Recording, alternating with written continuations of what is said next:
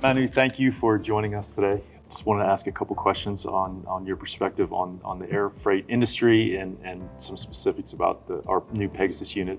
I'm Manu Jacobs, based out of Belgium in Europe. 6 years and a bit with United, and I'm heading the specialty products team globally. So, what has changed since COVID and how United flies the pharmaceutical products? Well, just to go back a little bit, I mean, we all know during COVID, the world came to a standstill. I mean, we did not fly anymore. We used our aircraft to operate the PAX freighters or the flight-only freights. But I mean, in the post-COVID period, if I can call it that way, I mean, what we see, passenger demand is coming back. Okay. We're bouncing back. So basically, flights are full. All our flights are full, domestic, internationally. Still, there's still a lot of, let's say, countries with restrictions, countries in lockdown, mainly in Asia Pacific. So as a consequence, I mean, from a cargo perspective, we stopped playing airline ourselves, and we're back, let's say, to the passenger airline we were before. Okay. So basically, the airline is dictating the routes where we fly. We have full passenger loads. That pushes a bit, let's say, on the payloads in our cargo holds. But what we learned through the pandemic is, let's say, collaborating more with the airline. So basically, our seat at the table became a little bit bigger. So we consult and we talk and we discuss. So basically, they know now what we're doing. My family now understands post-COVID what I'm doing. I mean, this is new. So we're happy with that. During the pandemic, we increased exponentially, let's say, our share of pharma products moving around the world. I think we played an important role in the vaccine distribution as well, and that has not changed.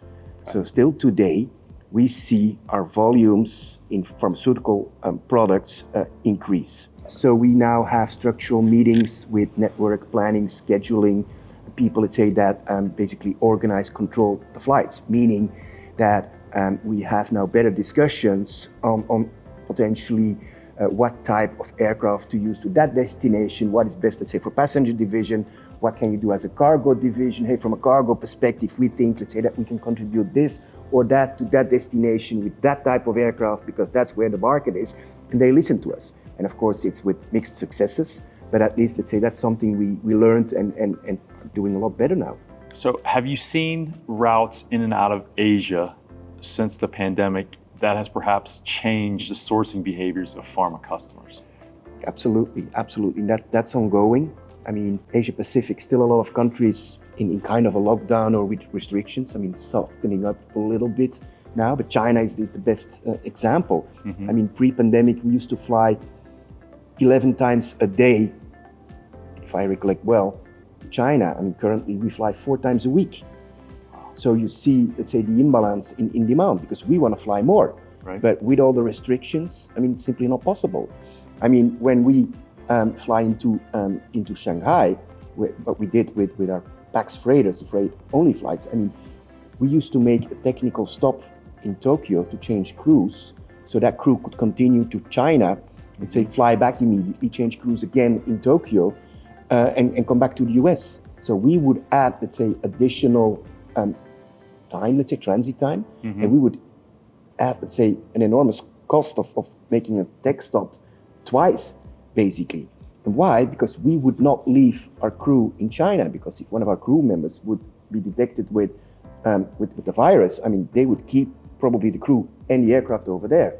So this impacts still today, let's say, our operation. I mean, I believe that we are not even at 50% of total capacity in and out of Asia Pacific compared to before a pandemic. So we hope, let's say, that Asia Pacific, I mean, countries will open up, and we hope, let's say, that China will open up so we can fly again more into China. And as a consequence, I mean, with less capacity, I mean, drives up, let's say, pressure on the yields go up.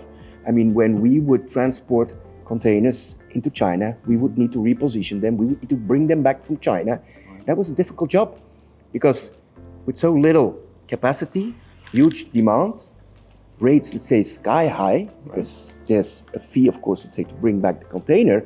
I mean, some of our customers, they would change, they would switch from active containers that would need to be repositioned to passive pack out that could stay in China. Got it. So yesterday at HPCLC, one of the presentations talked about the OSRA regulations for ocean freight. Are there any air freight regulations that are changing or new that affect healthcare air freight?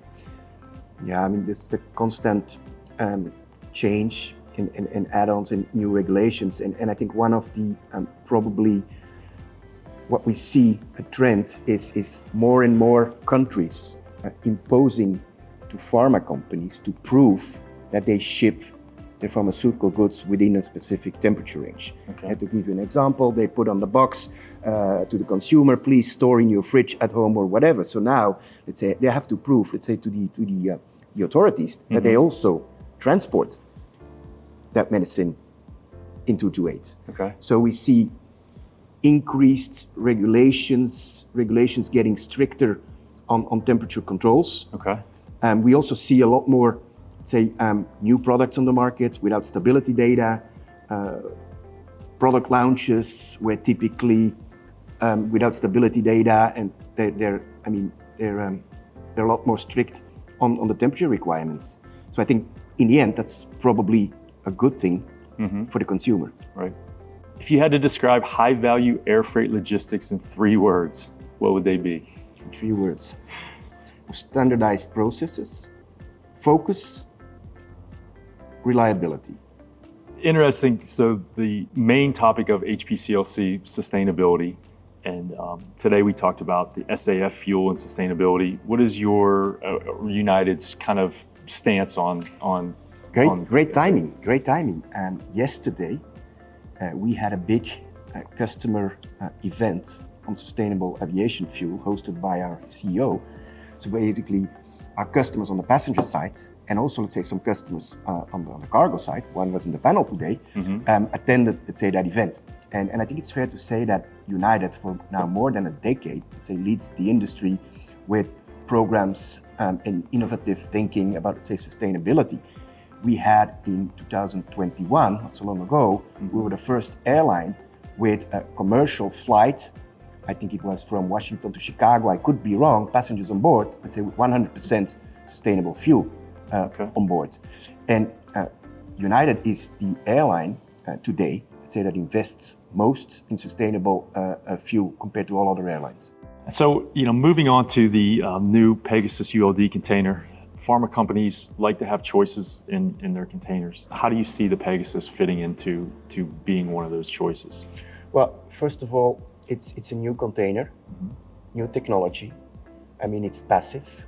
I like passive or hybrid, whatever we want to call it, or smart containers, because I think you have less mechanical failures, technical breakdowns with passive containers, because there's nothing, let's say, that can break down, right, so to speak. So to me, it's like more physics. Yep. The other advantage, I mean, you have, of course, the telemetry. That is great. I think that becomes like a requirement in the industry with new containers. I mean, you need to have telemetry. All our customers, they want real-life visibility. So do we, because we can track and we can follow, let's say, what happens. And then, of course, the other advantage, I mean, it's a ULD. So from an airline perspective, in the operation, it makes a big difference, because we can track the ULD in our system. We can follow, let's say, the ULD in our system. Makes it easier, let's say, from an operational perspective, again, let's say, to send it to a faraway country and then basically to reposition the container. Manu, thank you very much for your time. Look forward to our new partnership with the Pegasus ULD. Welcome, my pleasure, anytime. Thank you.